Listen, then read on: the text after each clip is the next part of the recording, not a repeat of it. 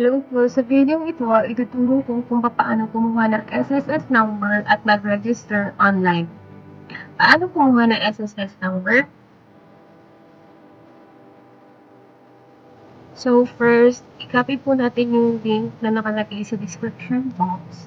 www.sss.gov.ph.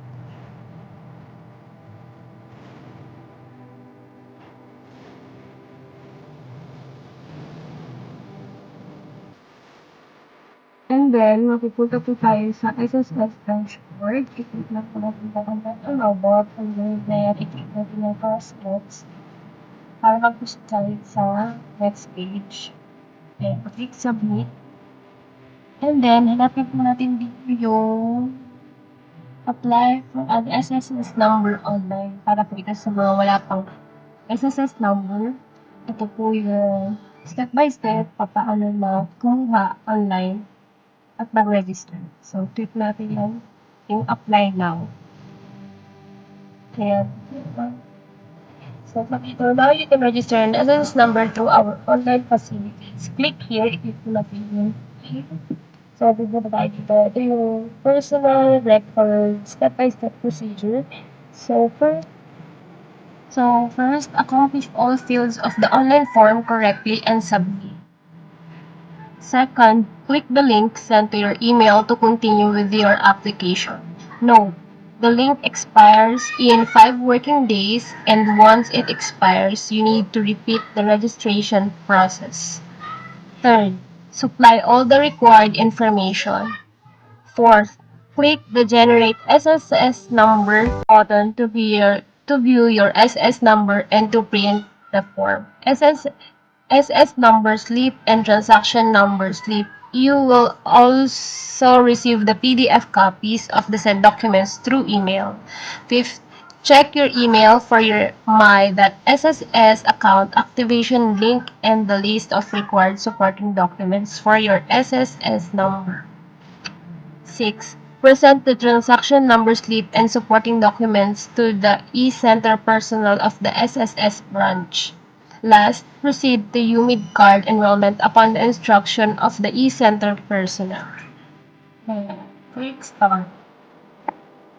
So, yan, mapupunta tayo dito sa fill upan. So, we have to fill up last name, first name, middle name, suffix if you're junior or senior, date of birth, and email address. Alright, so, fill upan ko muna para mapunta tayo sa next page.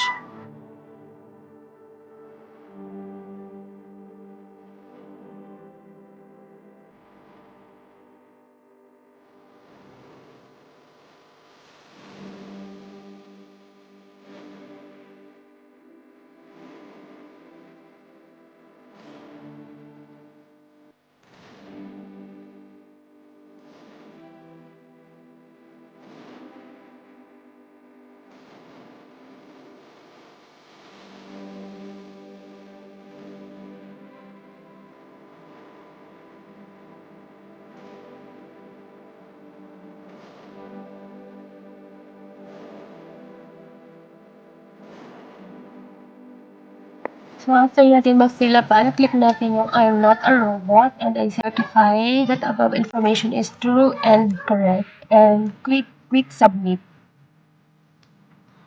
So, yan. Check email confirmation. Mag-send sila ng confirmation dun sa email. Tignan natin. And then, i-verify natin yung account. So, ayan, punta tayo sa email. Ayan, nag-email na sa SSS. So, click natin. And then, ayan, you applied for SSS number. Click below to continue with your online SSS number application. So, ayan. Click ko yung link, continue link. Take note nga pala, you have 5 days to complete your application before the link expires. So, 5 days lang yung validity nito. Kapag hindi po natin na-complete yung registration, kailangan natin ulitin yung procedure. So, ayan, automatic mapupunta tayo dito sa next na fill upan. So, 20% complete pa lang siya. So, ayan. Ito, fill up na natin yung iba. And then, para matapos na natin yung account natin online.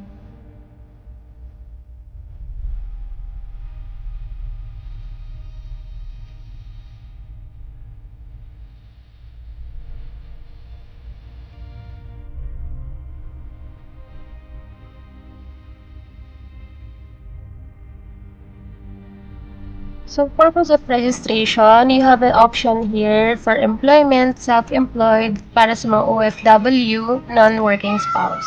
So, click lang po natin kung alin po tayo dyan. So, let's say for employment.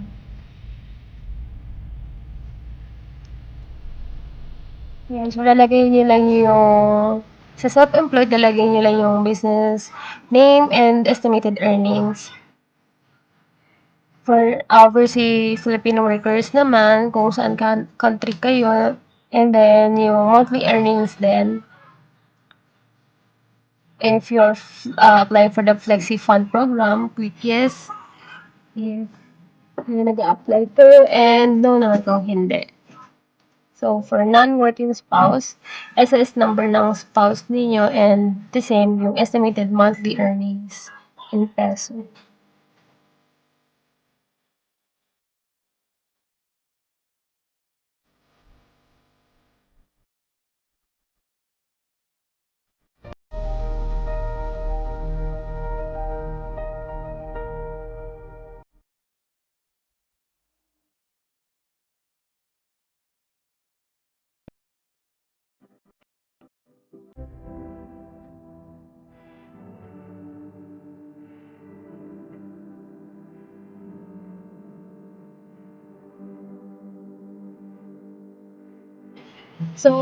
So regarding dito sa beneficiary, other than parents, spouse, children, pwede nating ilagay yung cousin, brother, foster parent, grandparent, caretaker, guardian, in-law, or nephew.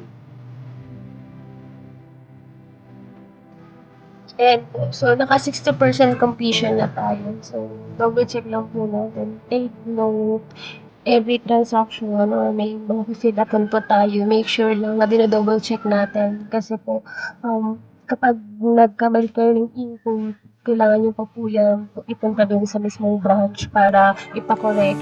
Dahil hindi po natin makukorek basta-basta yun. Kailangan may mga supporting documents din na nagpapatunay na yung ikinokorek nyo is tama dun sa documents na ipipresent po natin. So, medyo hassle, kaya make sure i-check natin lahat ng details. Ayan, so 90% completion na. Check natin.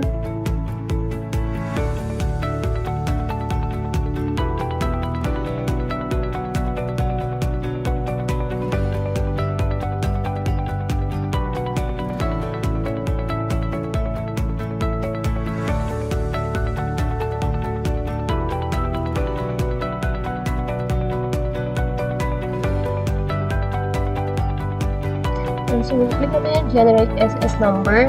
Once submitted, you can no longer go back and update your information. Are you sure that all information are true and correct? So, maski dito rin, inaano nila, nagpa-pop up yung notification na talagang dapat correct yung information na nalagay natin. So, 90% conclusion, lagay ng, fill up and claim ng height, weight, and then ayan, preferred user ID. Make sure din natandaan natin to kasi ito yung magagamit natin kapag chinek natin online yung SSS contribution or yung account natin sa SSS. Ayan. Nasilapan ko lang.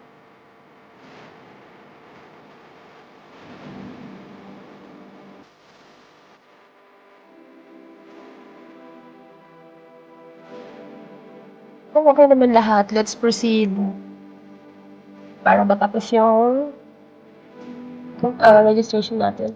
So, there is no selected preferred bank details. Do you want to continue without selecting UMID ATM application? This is optional po. So, kung wala pa po kayo, click nyo lang yung yes. And then, ito po, upload required documents for tagging of SS number application.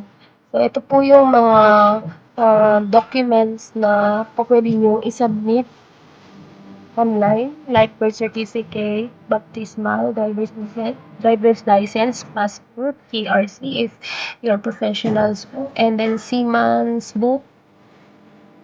Ayan. So, in absence of the above ID, you can submit naman yung ATM card with cardholder's name, bank account, passbook, birth certificate of children, GSIS, and kung wala po kayo no, pinaka-main ID, pwede po alin po ito sa letter C. Ayan.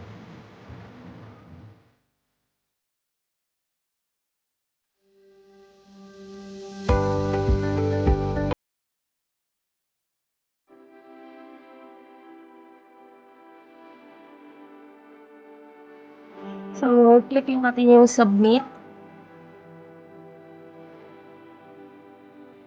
Sabi dito, do you want to proceed with submitting the documentary requirements? If you select okay, the submission of the documentary requirements can be done through your My.SSS account to be created upon completion of this transaction. So please make sure you activate My.SSS account by clicking on the activation. Clicking natin yung yes. Yan, 100% complete sa registration.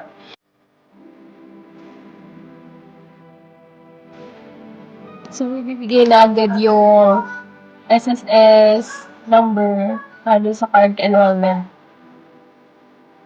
Reminders, print the transaction number slip which you are going to present the SSS branch for your unit enrollment. So, click natin yung print download SSS transaction number slip.